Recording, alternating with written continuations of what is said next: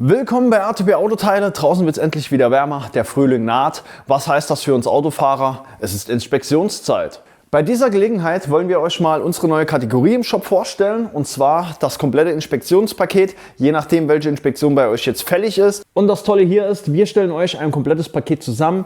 Ihr braucht nur euer Fahrzeug anzugeben, nutzt dafür am besten die ATP Autoteile App. Hier könnt ihr dann in der Kategorie Filter auf Inspektion gehen. Ihr bekommt hier dann direkt die passenden Inspektionspakete für euer Fahrzeug angezeigt. Ihr müsst jetzt nur noch wählen zwischen Inspektion A oder Inspektion B. Das Ganze gibt es dann in Kombination mit verschiedenen Herstellern, je nachdem, was ihr da am liebsten bevorzugt. Somit habt ihr hier eine riesen Auswahl und könnt hier das Paket eurer Wahl heraussuchen. Bei diesem Fahrzeug wird zusätzlich noch der Dieselfilter mit ausgetauscht, wenn ihr mehr dazu erfahren wollt, denn da gibt es doch einige Regeln, die ihr beachten solltet. Schaut euch gerne das Video auf unserem Kanal an. Dort habe ich genau an diesem Motor schon mal erklärt, wie man den Dieselfilter tauscht. Bei Benzinern kommt es je nach Laufleistung natürlich darauf an, ob ihr jetzt auch die Zündkerzen mitwechseln müsst. Gibt es auch fertig mit im Paket drin. Hier ist das natürlich nicht nötig. Wir haben einen Diesel vor uns, der hat Glühkerzen, da brauchen wir die nicht. Achtet auch auf jeden Fall darauf, wie der Zustand eurer Bremsflüssigkeit ist. Die kann in diesem Zug gerade mitgetauscht werden. Da gibt es passende Geräte auch bei uns im Shop. Mit deren Hilfe lässt sich der Wassergehalt in der Bremsflüssigkeit ganz einfach feststellen. Hier ist die Bremsflüssigkeit relativ frisch, das heißt, wir tauschen nur den Dieselfilter, Innenraumfilter, Luftfilter sowie Ölwechsel mit Ölfilter. Also erstmal runter mit dem nervigen Unterbodenschutz und raus mit dem alten Motoröl. Also raus mit der alten Suppe. Und ganz wichtig ist, auch mal probieren. Während vorne das Motoröl jetzt weiter ausläuft, kann man jetzt hingehen und einmal das Fahrzeug komplett unter die Lupe nehmen. Einmal schauen, hier die Auspuffanlage, wie sieht es da aus, ist hier alles dicht, Stoßdämpfer kontrollieren, Achsmanschetten kontrollieren, Bremsen natürlich kontrollieren. Das Profil der Reifen kann man sich jetzt anschauen und so kann man die Zeit, während das Motoröl ausläuft, auf jeden Fall sinnvoll nutzen. Und bei mir sieht es soweit jetzt fertig aus. Ich würde sagen, weiter geht's. Verwendet auf jeden Fall eine neue Schraube bzw. einen neuen Dichtring. Wenn ihr unsere Komplettpakete nutzt, liegt ein solches Teil auf jeden Fall bei und zieht auf jeden Fall die Schraube mit dem vorgeschriebenen Drehmoment an. Das heißt, mit dem Drehmomentschlüssel arbeiten und nicht volle Pulle. Dann habt ihr beim nächsten Mal beim Ölwechsel das Ganze auch leichter und bekommt die Schraube wieder gut auf. Jetzt geht es weiter mit dem Ölfilter. Der ist bei Mercedes von oben erreichbar und Mercedes nutzt klassischerweise hier diese Filtereinsätze. Nutzt zum Filterwechsel am besten hier diese Ölfilterschlüssel. Die gibt es natürlich auch im Set für alle Fahrzeuge bei uns im Shop.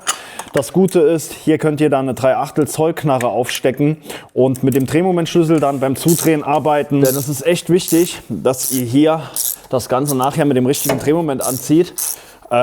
Oft ist es so, dass die viel zu fest angezogen werden und dann bekommt man sie beim nächsten Mal kaum noch auf. Darum auf jeden Fall hier mit solchen Werkzeugen arbeiten und das Ganze mit dem richtigen Drehmoment anziehen. Ein kleiner Tipp noch von mir, legt hier auf jeden Fall ein paar Tücher aus, damit ihr, wenn ihr hier den Filter herauszieht, nicht gleich den ganzen Motorraum voll saugt. Denn ein bisschen Öl wird hier auf jeden Fall auslaufen. Darum einfach ein paar Tücher drumherum. Und jetzt können wir hier den Filter einmal tauschen. Und ganz wichtig, auch alle Dichtungen hier vom Filtergehäuse mittauschen. Das heißt, den alten Filter erstmal abziehen und dann haben wir hier 3 Dichtringe. Hier unten den ganz großen, dann hier oben einen mittleren und ganz oben den kleinsten. Alle 3 Dichtringe liegen normalerweise beim neuen Filter auch mit bei in der Verpackung und die sollten auf jeden Fall mitgetauscht werden. Ansonsten besteht hier die Gefahr von Undichtigkeit später. Also macht euch die Arbeit, zieht die alten Dichtringe ab, die neuen etwas einölen. Könnt ihr dann gerade hier mit dem alten Öl machen und dann das Ganze wieder aufsetzen und neuen Filter drauf. Neue Dichtringe sowie neuer Filter sind montiert, somit kann das Ganze wieder zurück in den Motor geschraubt werden. Wie bereits erwähnt, zieht das Ganze jetzt hier mit dem passenden Werkzeug mit dem Drehmomentschlüssel an. Drehmomente stehen in der Regel hier auf dem Filtergehäuse drauf. Weiß nicht, ob man das erkennen kann. Bei mir sind es hier 25 Newtonmeter, ist meistens so um den Dreh und somit kann das Ganze wieder zurückgeschraubt werden. Und dann, wie gesagt, mit dem Drehmomentschlüssel abziehen. Jetzt kann auch schon das neue Motoröl rein. Bei mir sind hier 7 Liter Füllmenge angegeben. Das heißt, in meinem Inspektionspaket hier ist natürlich auch 7 Liter Motoröl mit dabei. Schüttelt das Ganze gut vorher und dann kann das Ganze eingefüllt werden. Während das Motoröl schon mal etwas absackt, tauschen wir schon mal den Luftfilter. Der ist hier auch relativ gut zugänglich. Und zwar sitzt er hier in diesem Luftfilterkasten. Dafür einfach hier vorne die beiden 30er Torx-Schrauben öffnen. Dann noch einmal hier den Stecker lösen und hier hinten die Schelle vom Verbindungsrohr. Dann kann hier der Deckel zur Seite. Und dann haben wir hier den Luftfiltereinsatz. Der kann erstmal entnommen werden. Geht eigentlich noch, sieht gar nicht so dreckig aus.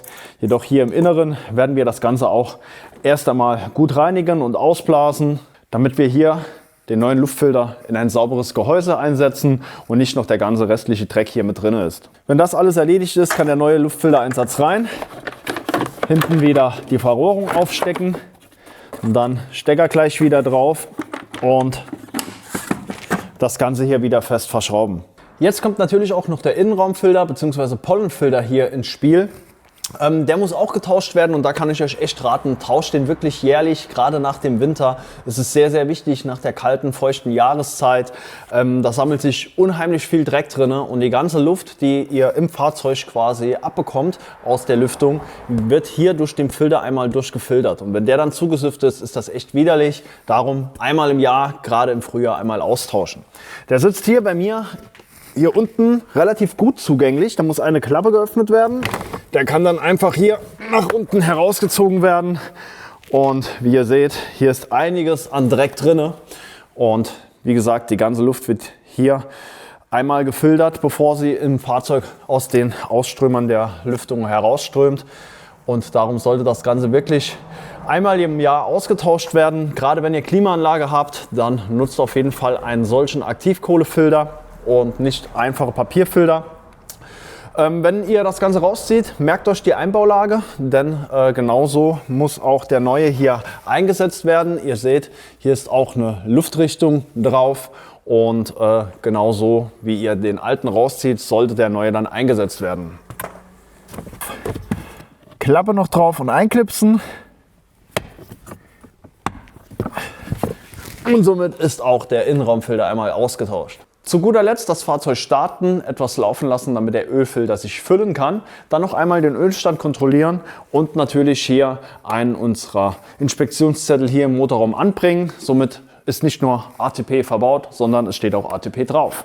Ich muss hier jetzt noch einmal die Serviceanzeige zurückstellen. Das geht bei vielen Fahrzeugen einfach per Knopfdruck direkt am Kombi-Instrument. Hier bei Mercedes ist es so, dass ich ein Diagnosegerät brauche bzw. einen Tester. Das könnt ihr, wenn ihr sowas nicht habt, natürlich irgendwo in der Werkstatt, in einer freien Werkstatt machen lassen. Ansonsten gibt es solche Geräte auch bei uns im Shop.